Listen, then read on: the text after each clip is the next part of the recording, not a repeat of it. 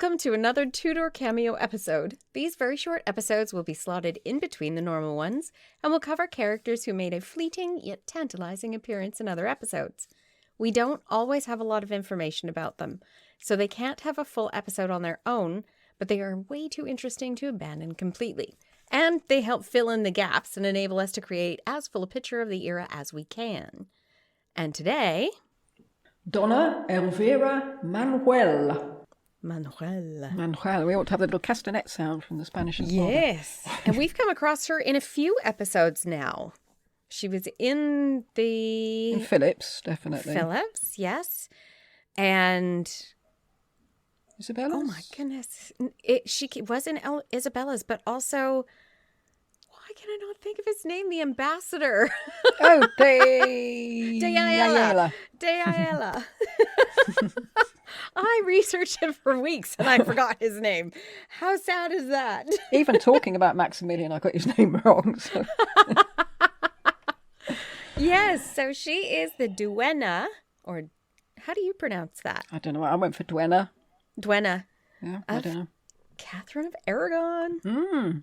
That's the I think it covers quite a lot of things, but she's the first lady of the bedchamber. Oh, Probably yes. amongst other things. Yes. And Catherine looked to her for guidance and support, and she might have relied on her a little too much. Uh-oh. But I suppose you can't really blame her, because Catherine was very young. She was in a strange land, and she was about to marry a man she'd never met. And she was supposed to be guided by her duenna. That was the person who was supposed to ensure that she kept to Spanish morals and customs. Yes. But as to Elvira's character, the only adjectives I came across describing her were stern, proud, and bossy. Uh-oh. That doesn't bode well. No. She was appointed as First Lady in Waiting and head of Catherine's female retinue before they left for England in 1501. Oh, did she... Sorry, was there a male retinue? Was there a male retinue? I think there must have been. There'd have been male servants, wouldn't there? Well, I suppose so. In my head, for some reason, men didn't come with the ladies, but I guess they must have. Yeah, it's because you'd have had, well, for protection amongst other things. I suppose if you have a load of ladies travelling on their own, they're a bit vulnerable. I'm trying to remember. Somebody was talking about how one of the early queens brought over a bunch of her family with her, and they ended up gaining so much power because she had so much power over her husband, and from then on, they weren't supposed to bring men. I don't know if that has gone away. I don't know. All I read was that she's the head of the female I'm doing it now. Retinue.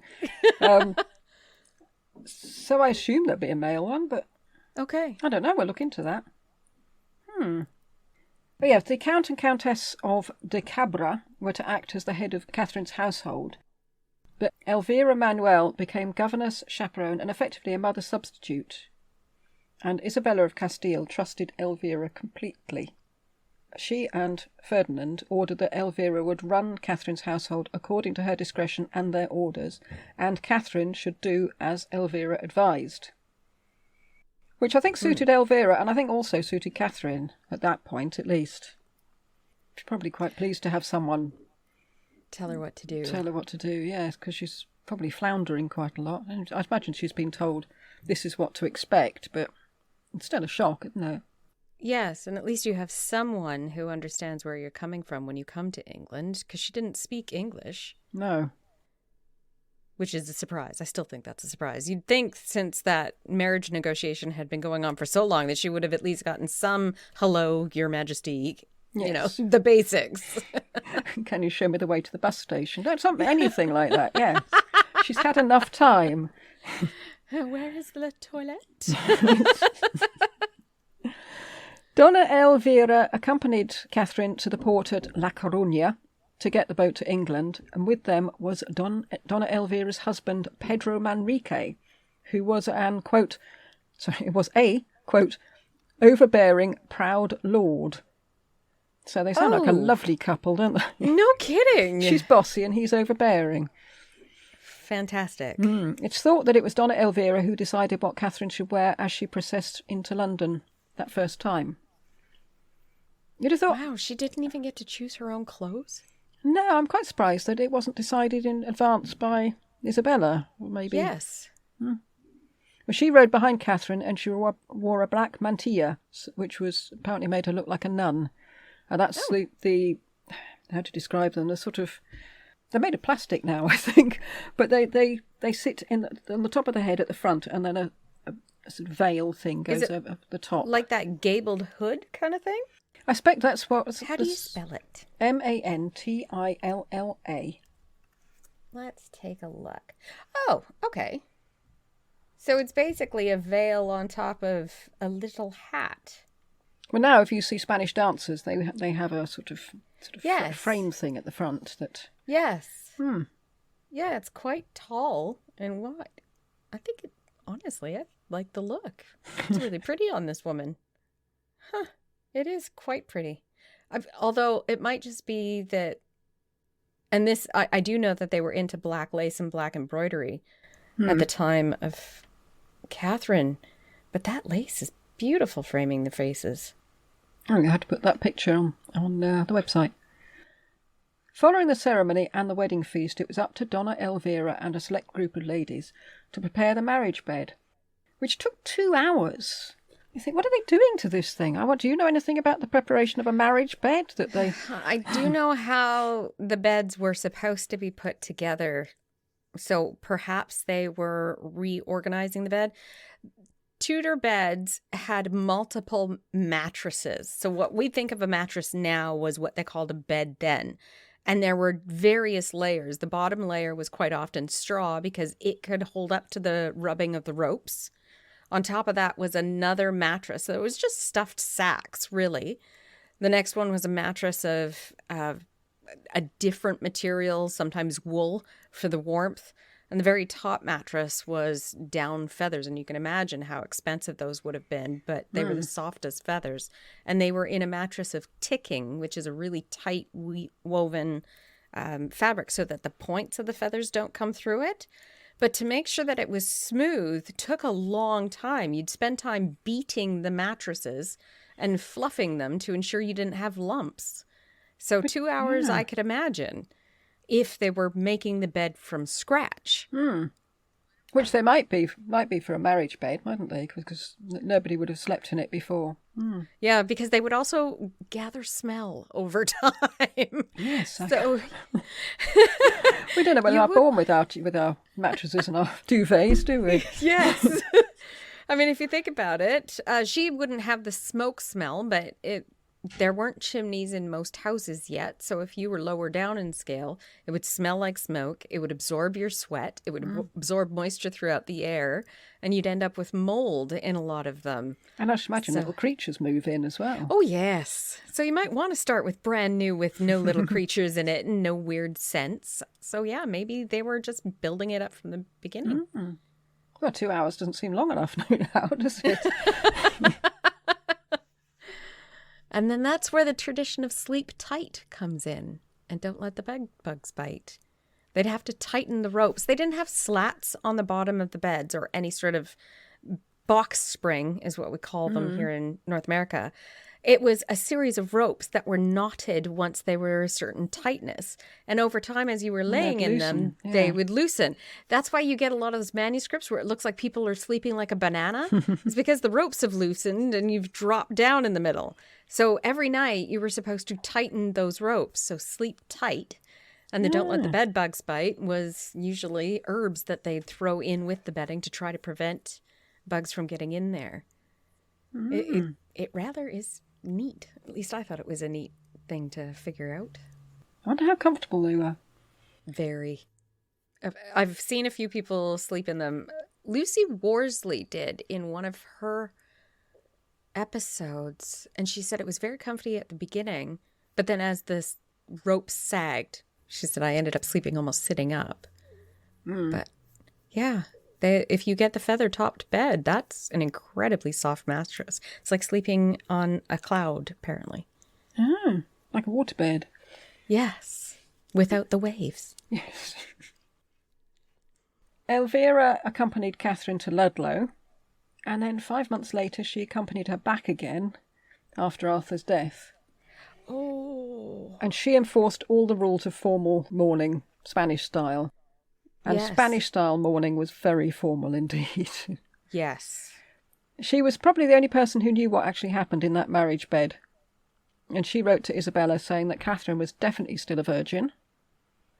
Really? Yeah, and Isabella trusted Donna Elvira's word. Did Ferdinand trust her word? It's hard to tell, except that it was expedient for him to do so. Yes. So, But the papal dispensation that Isabella got was sort of a dual papal dispensation. She got a dispensation for if they had consummated the marriage and if they hadn't consummated the marriage. it was so there very must have been vague. some sort of question. Yes. But was Donna Elvira sensible to insist that Catherine was still a virgin? Because effectively she was saying that under canon law, the marriage between Arthur and Catherine was no marriage at all. Which by coincidence worked great for Catherine's second marriage to Henry. But that's only with hindsight. Because Yes. what rights would Catherine have? Because she's not, nor ever has been, the Princess of Wales. Well, then she would never be a dower Princess of Wales if it wasn't consummated. But her dowry that had already been paid would have gone back to her parents. Well, in theory. In theory, that's not what happened. We've got a whole episode on Catherine's marital problems, and they're not marital problems with her husbands, it's marital problems with her in-laws and her parents. Yes. But Donna Elvira was First Lady of the Bedchamber, so if anyone knew what had gone on in that bedchamber, it would be her. And it's thought that it was her who told Ferdinand and Isabella that the bedsheets hadn't been stained with blood. Right. Which was a sign that virginity had been breached. Yes. I'm not sure whether Catherine's virginity was ever checked, and it could be checked by a number of foolproof methods. I mean, checking whether the hymen was intact would be one, rather unpleasant one, or waving a chicken wing over her stomach would do the trick. Really? Oh, but I wasn't quite sure. Is that goodness. still attached to a live chicken, or is this a... Oh. I don't know. Either way, it's not going to work. Doesn't really matter whether the chicken's alive or dead, apart from to the chicken. Oh, that's a horrible thought. It's possible that Donna Elvira was spying on Catherine's confessor, Alessandro Geraldini. A letter of his was intercepted, probably by Donna Elvira, it was thought it was, and this letter was sent to Ferdinand and Isabella. And sadly, we don't know what the letter said, or even to whom it was meant to be sent. But whatever it was, Geraldini was summoned straight back to Spain.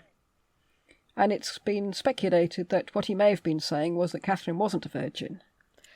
Because he's her confessor, he'd know even more than Donna Elvira would. We have to remember that if you did not confess your sins, you were going to hell. So you confessed. There's no innocence by not saying. If you don't say, that's another sin, isn't it? Yes. So if he had been saying that she wasn't a virgin, well, by this time Ferdinand and Isabella were very keen to claim that she was. Otherwise, the marriage to Henry might be off. Right. We know that Catherine was furious with Geraldini, and when he returned to England 15 years later as a bishop, she point-blank refused to receive him. Really? Oh, I didn't know that. But it was obviously still a sensitive subject. Yes. Oh, now I wish we had his letters to see what he was saying. Yes. Well, they might be out there somewhere. In Spanish. Yeah, I'm not going to do it. De Puebla was very concerned at Donna Elvira's total power over Catherine and her court, and she was living at Durham House at that point. Donna Elvira had cut it off from other influences, ostensibly for the reason of mourning. But did she want to make sure that Catherine's only influence was her? Possibly. Yeah, De Puebla reported that the household was run on the lines of seclusion and obedience to Donna Elvira. Ooh. Oh. Yeah, it sounds quite unpleasant. Yes. He may have been feeling miffed that he wasn't the one to influence Catherine. But if he's right in his description, it does sound as if Donna Elvira had complete control over Catherine's environment. I'm surprised, and I don't know enough about it, but I'm surprised that she kept her duenna after she got married. Why would you need that person with that role after you were married? Maybe she dropped, because I didn't find any information about what happened while she was married to Arthur. So maybe she drops the duenna for that time. And then picks it back up. Yeah, once Arthur's died, she's back in harness again. Yes. Okay. Well, Catherine missed out on Christmas with the in-laws in 1502, and it's thought that Donna Elvira may have told her that it was an inappropriate thing for a widow to do. You don't celebrate Christmas when your husband's just died. Makes sense. And Catherine was frequently ill at this time. Now, this may have made it easier for Donna Elvira to segregate her. And could Catherine have been ill due to the stress of living under such an environment? I mean, that's just an interpretation I've thrown in there, but... It's a good question. She did have many stresses at this time, I suppose. And she had been ill, so she might be getting recurrences of sweating sickness or whatever it was that Arthur died of. Yes. In 1505, Henry VII was fed up with Ferdinand. The feeling is mutual, as we'll find out in the other episode. They can't stand each other. He hadn't paid the second part of the dowry. No, he had not. No. And Henry was toying with the idea of making an alliance with Philip and Juana instead. And there was a lot to be said for that, because they could have trade agreements, he could get Edmund de la Pole back. Yes, and Ferdinand now only had Aragon, technically. Yes, well, and bits of Italy, but yeah. Yes. Henry VII didn't have any firm plans on that score, but Catherine was having poison dripped into her ear. Wouldn't it be nice to see your sister? No one's going to help you see your sister, but you could do it. Just tell the king to organise a meeting with Philip and Juana and tell him to take you along, because it would be so nice to see your sister again, wouldn't it?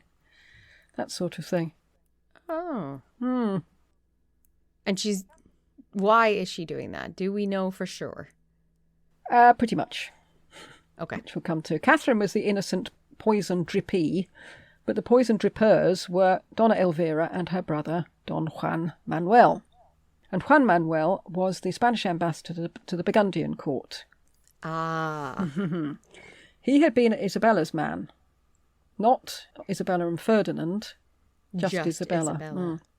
He didn't want Castile to fall into Ferdinand's hands. He would prefer Philip and Juana. I mean, it's hard not to think, but he's a Spaniard. Why would he want to go with the Burgundians? But he's not a Spaniard. He's a Castilian. Yes. Which is quite different. Manuel was keen to get Philip and Henry together, since if Philip had to fight Ferdinand for Castile, Henry would then have to back him up. Right. He would have to send troops. Well, no. Well, we know Henry better than they did, obviously. That would be in the treaty, but he'd somehow managed to back out. I'd send money instead. Yes. So Manuel talked to his sister, Donna Elvira, and she talked to Catherine and told her, write to Henry and suggest a meeting with Philip, because how long has it been since you saw your sister? It'd be so nice to see your sister, wouldn't it? It wasn't difficult. Donna Elvira was a formidable figure who pretty much ruled Catherine. Apparently, whenever Catherine attempted to pull away from her Elvira's force, Elvira would put a stop to that. But I couldn't find out what that meant, but she seems to be yanking her back on the chain all the time. Really? I wonder how. On the plus side, she kept Catherine's finances in order, telling her not to squander the money, but obviously on the minus side, she was manipulating Catherine. Yes. Where Catherine had no other points of reference. So, a certain amount of gaslighting going on. The poor girls. Her and Juana had bad people surrounding them. It really did.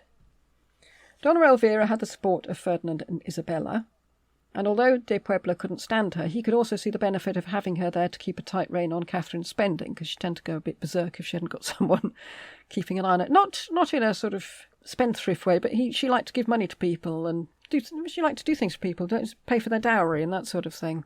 Yes, but that is if she's not getting enough of an income. You can't do it if you haven't got the money. Yes. Henry, in particular, seems to have valued Donna Elvira's role in subduing Catherine. He told De Puebla that it had been him who had lobbied Ferdinand and Isabella to get Donna Elvira reinstated. So that does imply that when Catherine was married to Arthur, she was left without a job. And then Henry said, actually, Catherine was a lot easier to contend with when she was around. Get her back. Oh, Poor Katherine. Yeah. De Puebla told of how Henry sent Donna Elvira a gold headdress. And the only people who had received such a thing before were Mary and Margaret Tudor, his daughters, and Margaret Beaufort. De Puebla was given strict instructions that Donna Elvira was to be given this headdress in front of Katherine. What? Well, the message here was, we like Donna Elvira, so do as she tells you, Katherine. That's horrible. Mm. Like, everybody is going against her, it feels like. The poor girl. Well, De Puebla was happy to do this because it made his job easier if Katherine was submissive rather than bolshy. Because apparently she could be quite bolshy. But then... Oh. Well, she did have De Ayala telling her to do different things. But by bolshy, they're probably just mean trying to fight back against all these people. People telling her what to do. Mm. Yes. Yeah, you get the feeling that poor Catherine's very much alone here, don't you? Yes. She's surrounded by people who don't seem to have her well-being at heart. At all. Her father's useless in this respect. Yes. Well, I don't know. We haven't done his episode yet. No. At the time of this recording. That's why I added in this respect, because, he's not completely useless. The fact that Henry VII is sometimes nice and sometimes not may have made Katherine hanker after the times when he was nice and want to please him. And she's not given access to Prince Henry. So it all sounds very lonely. Yes. Just after Isabella died, Ferdinand began to have his doubts about Donna Elvira. Quite rightly, since she's not on his side, she was on her side, Isabella's side. He told De Puebla to warn Henry, quote, confide nothing to Donna Elvira, sister to Juan Manuel, because he cannot be trusted. I think because she cannot be trusted, I would have thought, but...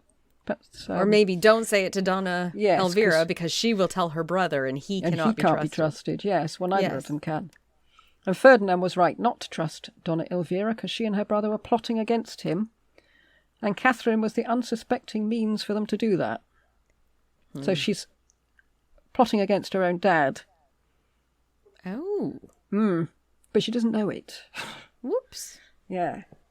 Although it's, at the same time, it's not like he's given her anything to keep her on his side. He's not paying her dowry. He's leaving her without any support.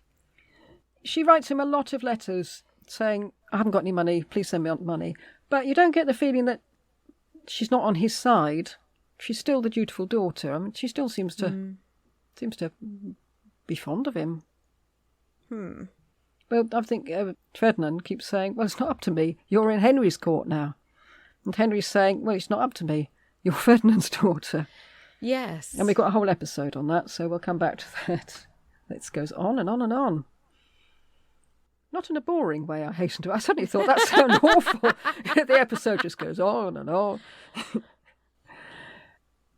As far as Henry was concerned, the antics of Donna Elvira and her brother gave him a secret way to talk to the Burgundian court without word getting back to Ferdinand. Right. Because he's not actually sending diplomats. No, but I think that's probably wishful thinking. Ferdinand is like Henry. He knows everything. Oh, really? He always knows everything. De Puebla was very suspicious about what was going on. He wrote to Ferdinand, quote, the ambassadors from Flanders have of late been very often to kiss the hand of the Princess of Wales. Donna Elvira Manuel, influenced by her brother Don Juan Manuel, procures them those frequent opportunities of seeing the princess, who has been won over by them to such an extent as to propose an interview between the King of England, the King Archduke, that's Philip, and the Queen Archduchess, that's Juana. The princess hopes to accompany the King of England to this meeting, and in this way to see her sister. Donna Elvira has taken great pains and persuaded the Princess of Wales to send one of her servants to the King Archduke, the Queen Archduchess, and Don Juan Manuel, with a message concerning this interview, unquote. So Ferdinand knows all about it through De Puebla. Right. So they all think they're doing things secretly, and nobody is. Nobody is. The only person not in the loop of anything seemed to be Maximilian. Or Katherine. Or Katherine. Quite apart from the prospect of seeing her sister again, Katherine was also very excited about her role in all this. Because she'd been completely sidelined before this, and no one would have cared about her opinions. But now she has the Burgundian diplomats coming to see her.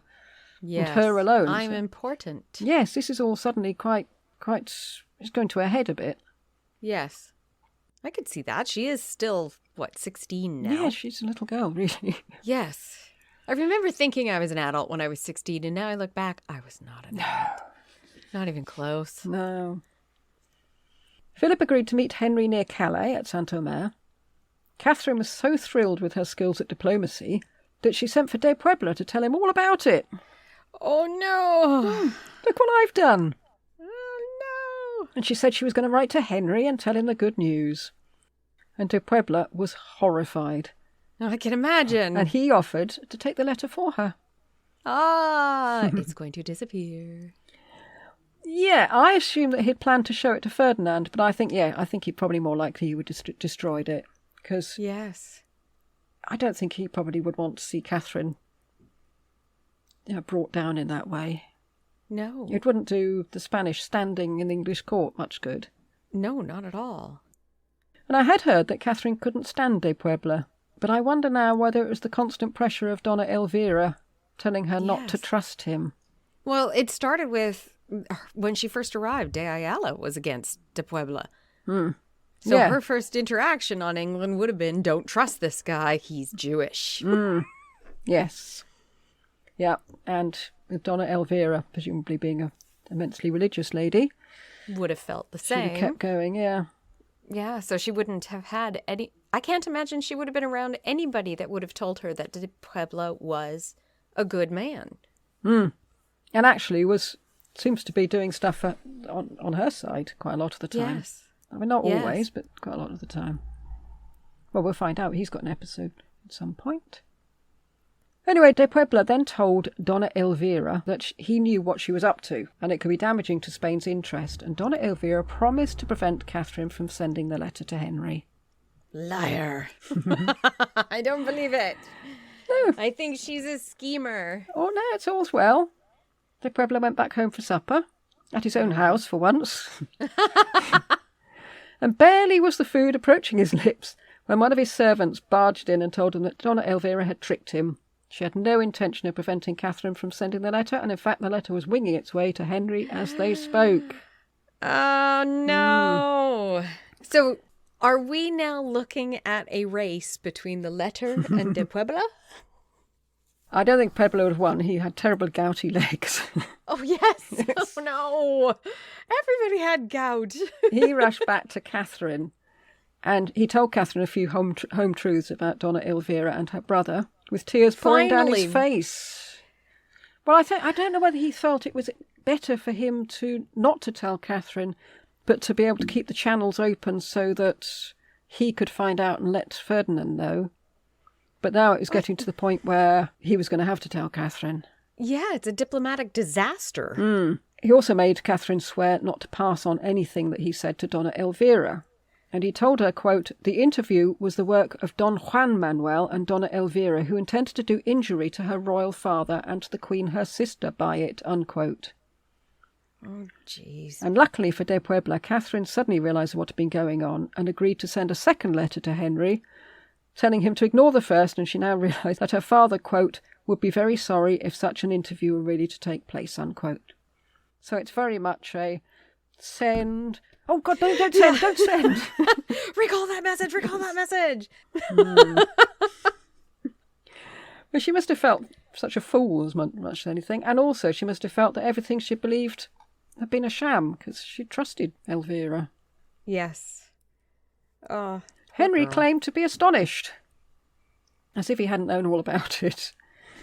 For a start, he knew about everything, and it had been him who had lobbied to get Donna Elvira back into Katherine's household. It seems more likely that any astonishment was because it turned out that Donna Elvira was working more for Castile than she was for Henry. Ah, yes. And it turned out that Donna Elvira and her brother had advised Philip not to hand over Edmund de la Pole. Ooh. Yes. That's what's going to get in his craw. Oh, I think so. And to rub salt in the wound, Philip then made Don Juan Manuel a Knight of the Golden Fleece. Katherine had been given a very harsh lesson, and the person she'd trusted above all others had tricked her. Does that mean she gets rid of her? Someone gets rid of her. She then goes to Burgundy to be treated for an eye condition. Now, whether that was her own decision, or whether it was Catherine's or Henry's... Is this just a here's an out that keeps your face? Like, you're not humiliated? Yeah, but apparently there's a terrible scene. One of Catherine's servants described it as a horrible hour. So I don't know if she didn't. I get the impression she didn't want to go. Ooh. Or she was telling people a few home truths before she went. Oh, one of those. Well, maybe. Following Donald. Following Donna Elvira's removal, Henry VII suggested that Catherine should move to the court.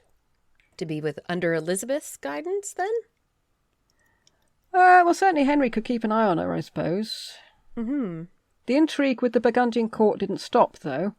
Donna Elvira had gone, but her husband, Don Pedro Manrique, and he was the overbearing, proud lord, was still hanging around. And in fact, it was him who took those gushing schoolboy crush letters from Prince Henry to Philip. Oh. You know, all those, I love you, Philip. Yeah. Oh, great. Please write to me. Also, we come across Elvira's brother later, when Philip entered Castile and had that bit of bother with Ferdinand. I came across this when I was researching Ferdinand's episode. Ferdinand left and he headed off to Italy. Okay. And this was in 1506. And as a parting gift to Philip, Ferdinand bribed some of Philip's chief advisors in Castile. He gave 10 of them pensions for life, and one of those turncoats was Donna Elvira's brother, Don Manuel. Ooh, so he's not trustworthy in any way. He could be bought. At her wedding to Prince Henry, there was no Donna Elvira to choose what she should wear or to prepare the marriage bed. I'm sure someone did it, but she wasn't there. And I wonder if Catherine missed her in some way or whether she was relieved to see her go. But that is the story of the life, or a small part of the life, of Donna Elvira Manuel. Sneaky. Doesn't sound like a very nice lady. She sounds awful, doesn't she? Yes, she does. Really awful. Yes, she Bossy, does. sneaky, manipulating. Oh, just do this, Catherine. You know you want to. Yeah. When did you last see your sister? I might be putting that voice on her. She might not have said it like that at all. So we'll get to hear more about this palaver with the marriages, or we will have already heard about it. I'm not sure the order that these things will go in. Ferdinand's episode. Well, in a special episode on the marriage negotiations. Right. Yeah, because there was so much from the calendar rolls. There was so much stuff about it. I thought this is a special episode's worth. Oh, perfect. And quite a long one. We like special episodes. Yes. I'm going to show you what I was looking at. Well, it's these ladies. That is what you were talking about. Yes. That mantellius thing is the big thing that holds it up. Yes. Isn't it beautiful, though? I just think it looks gorgeous with the way it... Yeah. Yeah, just frame the face nicely. Yes. I don't think I'll be starting to wear one, but... No. They look a bit cumbersome. You wouldn't get your bobble hat on top, would you? No, but it is pretty. It is. And I like to be able to imagine what they kind of look like while you're talking, or while I'm talking. So while I'm researching people, I'm looking at their images if we have them.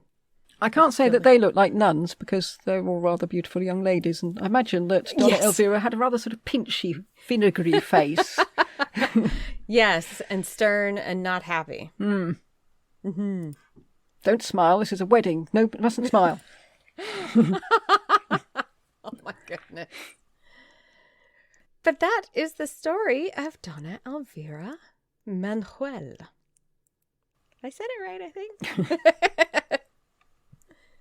We hope you enjoyed it, and we'll come back to listen to our next episode. Goodbye. Bye.